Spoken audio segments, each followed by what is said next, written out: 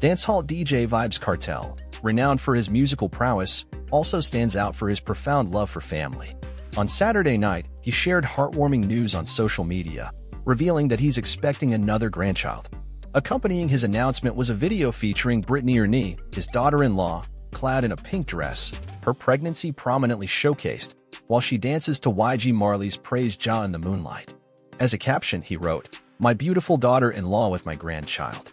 At 48, Vybz Kartel's personal life continues to captivate fans, especially as he navigates legal challenges, with the UK Privy Council recently overturning his murder conviction. His first grandchild, Adidja Adium Palmer, comes via his eldest son, known in the music scene as Lickle Vybz. Earlier, in February, the expecting mother took to Instagram to make the announcement. She wrote, "I truly love being a mother, you and your brother is the best thing that has ever happened to me.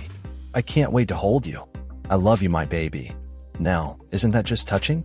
It's always beautiful to see a family growing and sharing their joy with the world.